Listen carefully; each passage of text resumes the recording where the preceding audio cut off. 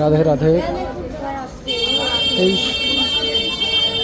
এইখানে যারা এই যে ভিক্ষাবৃত্তি করছে, এরা সকল 90% লোক বাঙালি। 90% লোক বাঙালি মায়েরা।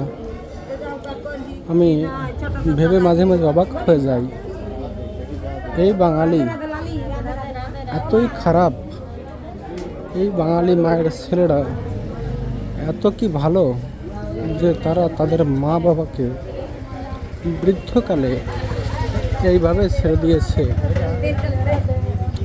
কিভাবে শীত গ্রীষ্ম বর্ষা কিছুই দেখে না, এইভাবে ভিক্ষাবৃত্তি করে এরা জীবিকা অর্জন করে জীবনের শেষ কটা দিন কাটিয়ে দিচ্ছে। কোথায় গেছে সেই আদরের সোনা, বাবু সোনা? কত কোলে করে কত মা নিজের হাতে নিজের বুকের দুধ খাইয়ে বড় করেছিল, এরা বড় হয়ে সব ভুলে গিয়েছে।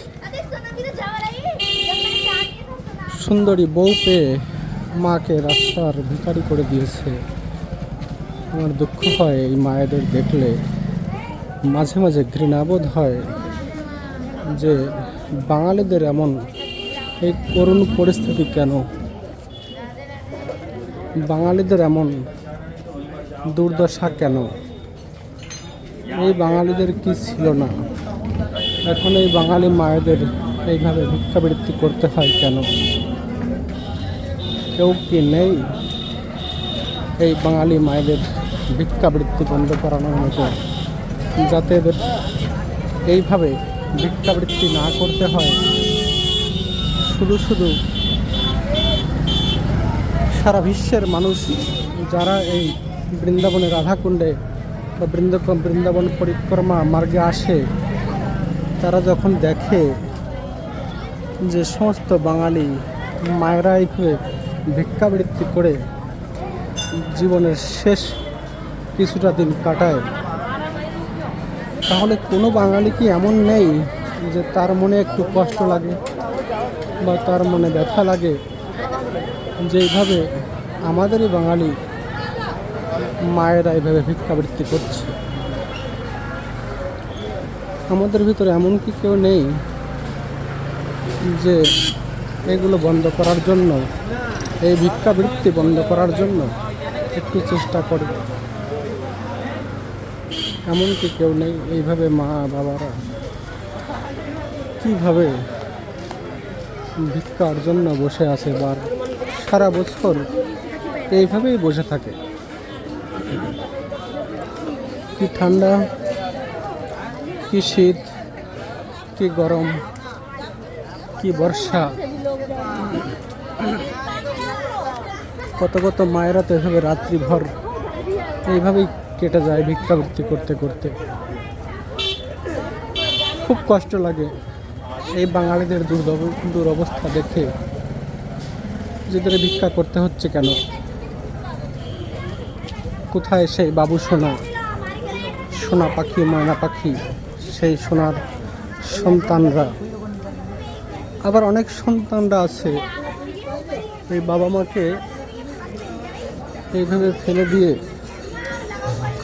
দেখা যাচ্ছে তারা সাধু হয়ে যাচ্ছে। কি লাভ তোমার ওই সাধুত্বের? যদি তোমার মা বাবাকে ভিক্ষাবৃত্তি করে খেতে হয়, তাহলে আমি ঘৃণা করি তোমার ওই সাধুত্বকে। আমি ঘৃণা করি তোমার ওই অট্টালিকাকে। যদি তুমি তোমার মা বাবা এইভাবে ভিক্ষা করে আর তুমি মহা অট্টালিকায় থাকো, ধিক্কার তোমার ওই অট্টালিকার, ধিক্কার জানাই আমি তোমার ওই অট্টালিকাকে, তোমার ওই সুন্দর বাড়ি ঘরকে। এ তো আর একজনের গল্প নয়, অনেক বাবারা, অনেক মায়েরা এইভাবে বসে, এই শুদ্ধ ভাষায় আবার একে মাধুকরী বলে, এইভাবে কতদিন চলবে বাঙালিদের দুরবস্থা? এই জন্য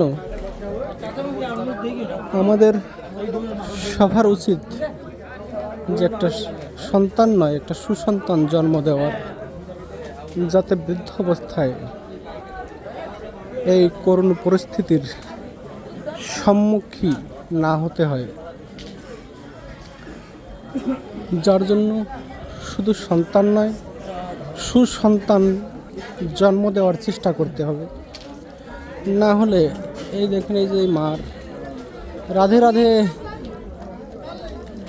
এই যে কী পরিস্থিতি এনার, দেখে তো দুঃখ লাগে খুব।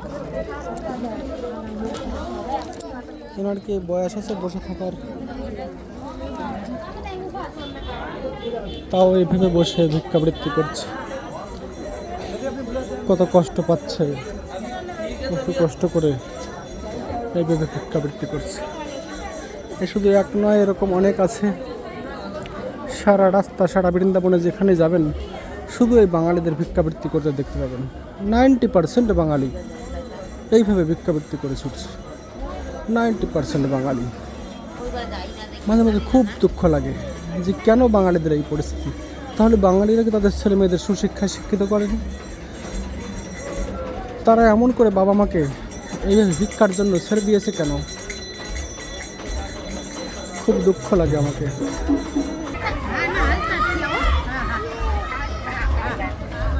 দেশ দেশান্তর থেকে মানুষ আসে পরিক্রমা করতে রাধাকুণ্ড, গিরি গোবর্ধন, শ্যামকুণ্ড, বৃন্দাবন, এইভাবে পরিক্রমা রাত দিন পরিক্রমা করছে। আর তারা শুধু দেখে যাচ্ছে বাঙালিদের দুরবস্থা। আর যৎকিঞ্চিত যে যা পারে তাই এই ভিক্ষা দিয়ে তারাও নিজেরা কিছু পুণ্য অর্জন করার চেষ্টা করছে, যে আমরা ভিক্ষা দিয়ে না জানি স্বর্গে প্লট কিনে ফেলবো, এই মনে করে এরা অনেক মানুষ ভিক্ষা দিয়ে ফেলে।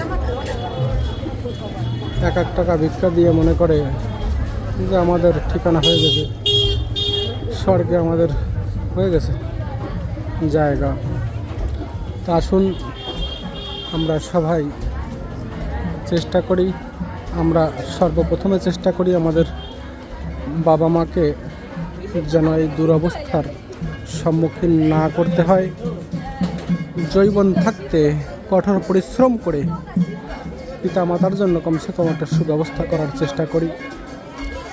আমি সবাইকে অনুরোধ করি যে সাধু মহন্ত বানার আগে লক্ষ্যবার চেষ্টা ভাববেন যে মা বাবার যেন এই পরিস্থিতি না হয়, তাহলে আপনার ওই সাধুত্বের কোনো দাম থাকবে না, আপনার সাধুত্বের কোনো মূল্য থাকবে না। রাধে রাধে, রাধে রাধে, রাধে রাধে।